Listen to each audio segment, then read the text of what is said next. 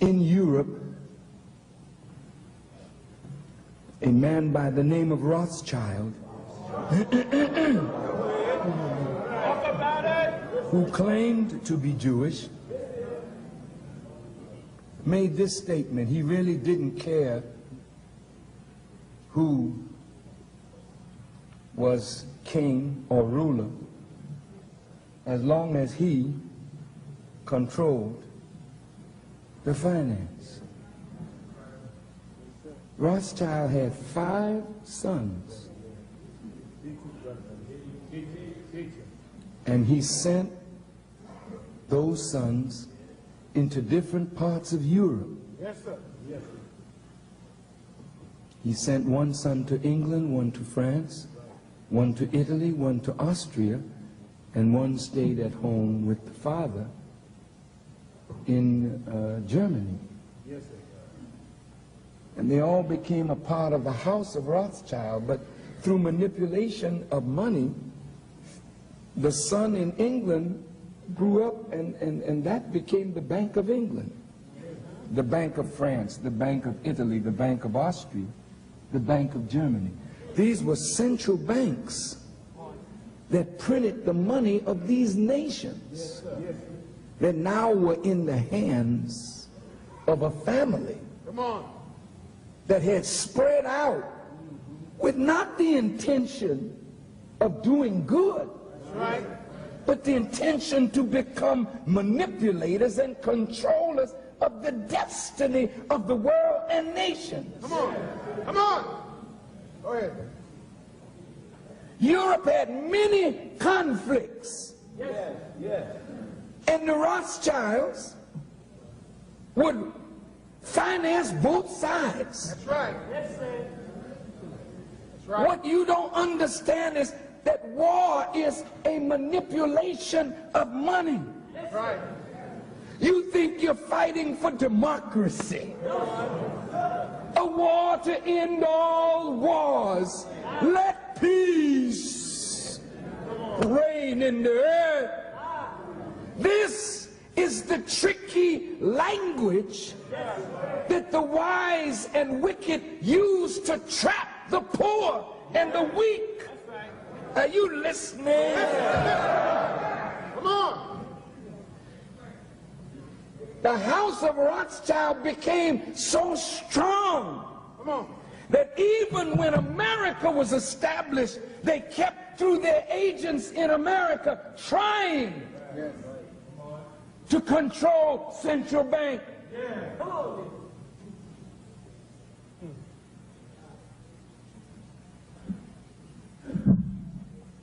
It hurt to read of the Civil War. People in the South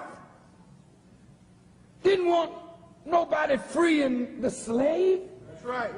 That's right. I was not evil when I said that 75% of Jews own slaves. I didn't say it. You all wrote it in your history. Now wait. If you own slaves and they were the bedrock of your wealth, you did not want America free. Many were at the root of the Confederacy and the Confederate flag yesterday as well as today. Right. Abraham Lincoln was interfering with something bigger than just peace and war.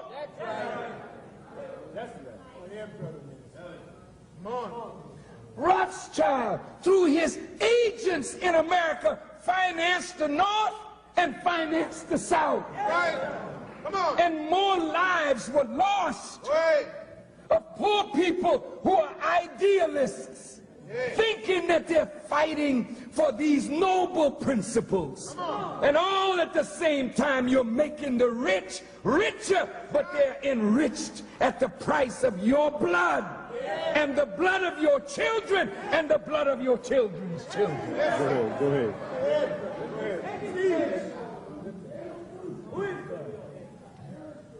See, brothers and sisters, look. There are many people in the country that know this. Come on. Yes, sir. But they don't have the voice of the poor. What makes it so dangerous for me to know it and even say it is because I have the voice and the ear of poor people. Come on. And once you know the truth, Yes, sir. it's very difficult for you to go back into your sleep. So naturally, to say these things, it puts the spokesperson at great risk. Come on. Because America has been built on your backs. And if any truth comes to remove you, that's like somebody creating an earthquake. You see a beautiful building, but when the earth under it shakes, the walls come down, the ceilings come down. So that's why you have never been allowed a leader that could stay with you to speak to the masses of black people. Every time you had a leader that could speak to the masses, he was cut down. And he's cut down because the country is built on the backs of poor white, poor black, Come on, that's right. poor Jews. Yes.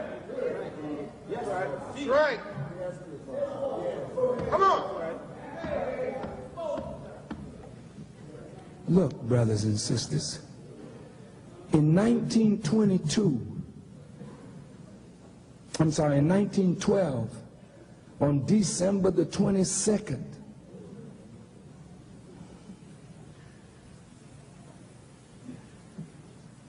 the Central Bank of America was taken over by certain families. Yes. The Federal Reserve that prints the money is not owned by the government. That's right. That's right.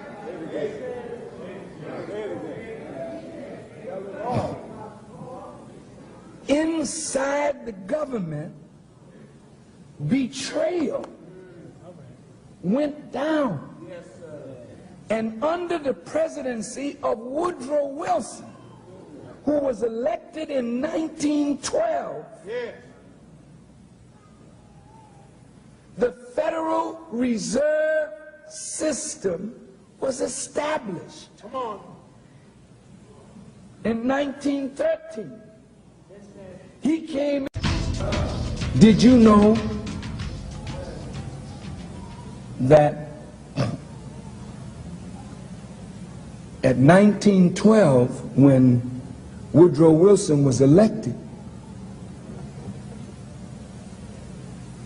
the debt of America was about $1 billion.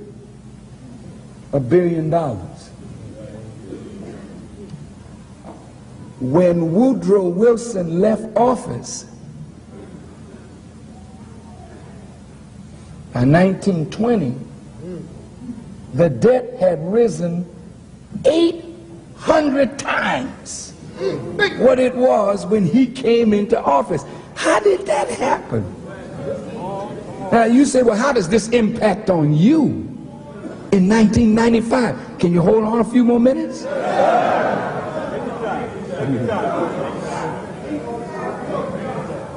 Look, brothers and sisters, in 1912, Woodrow Wilson was elected.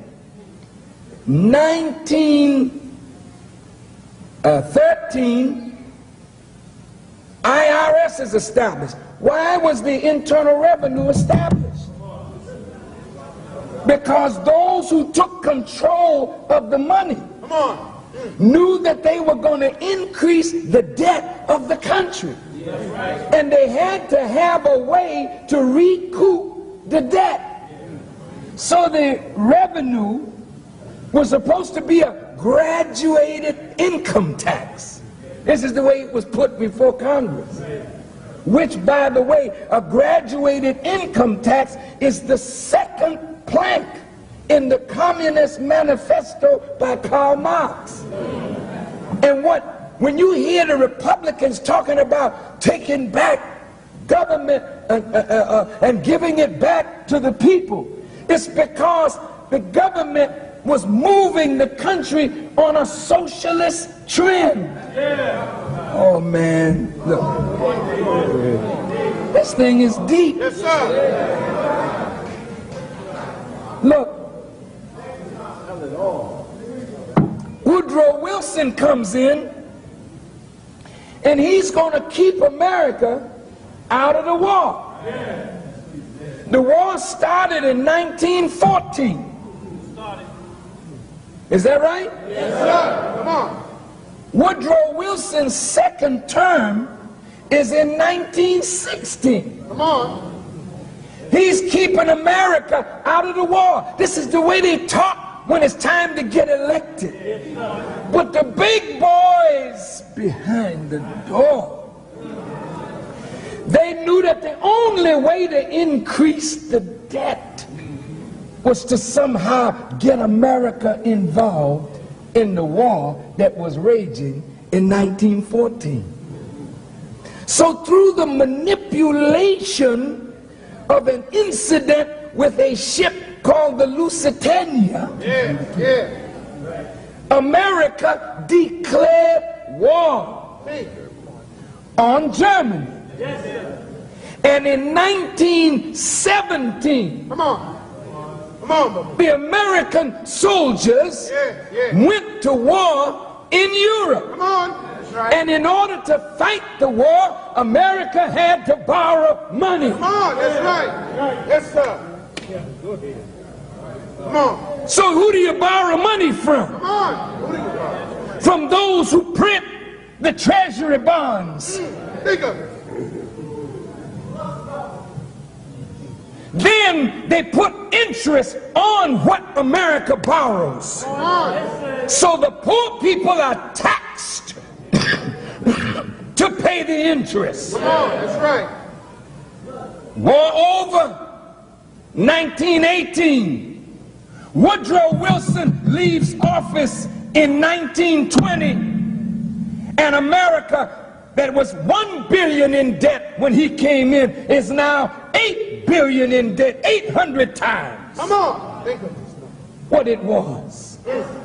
And the interest the American people are paying. It was the war to end all wars. And in that war, many of our black brothers were arguing and fighting because they wanted to fight for America, this great country, not knowing that the whole thing was manipulated by a handful of wicked men. J.P. Morgan, the Rockefellers, Come on. Loeb and Kuhn, Come on. and Schiff, Yes, sir. and the Warburgs, and the Rothschild. These are Anglo-Saxons and Jews, because it don't make no difference when you get to a certain level. We don't see ethnicity, we see money. Do you understand what I'm saying? Now, World War I is gone. Follow me. Yes, sir. Now, here we are. Come on. Hitler rises. Here we go. Hitler's trying to get back what was taken from him Come on. Come on. and the Kaiser and Germany after World War I. Come on. Teach us. Teach your people. Hitler starts moving in Europe. Ain't nobody saying nothing. Come on. Where are you going, Hitler? Hitler sees himself as some kind of messiah. Come on. And guess who financed him? Teach your people. See, this is what they don't want to talk about.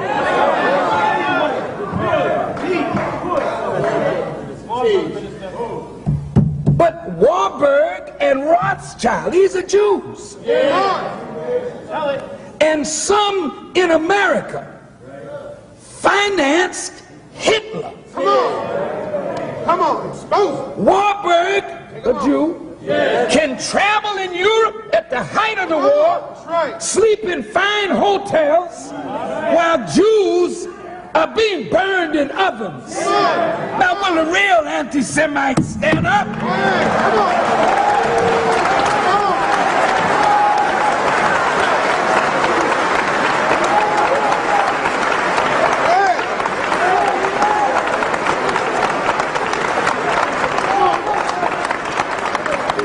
Now, look, this is known in certain circles. Many young Jews don't know nothing about this. They're made to see Farrakhan as the enemy. That's right. Farrakhan is not your enemy. Your people are using me to get money from you. Come on, minister. Go ahead. Yes, sir. Open it up. Oh, I'm going to expose them all tonight. Yes, sir.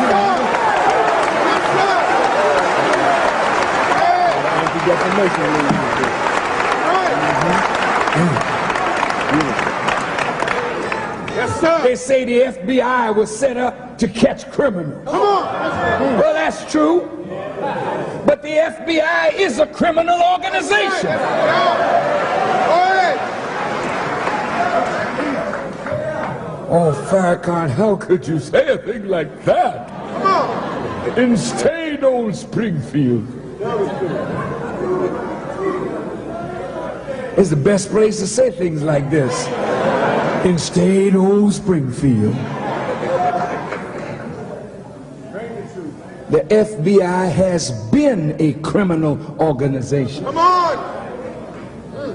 They don't care nothing about law. They break the law to get at every black leader or white leader, That's right. anybody who can disrupt, destabilize, excite the poor. That's right.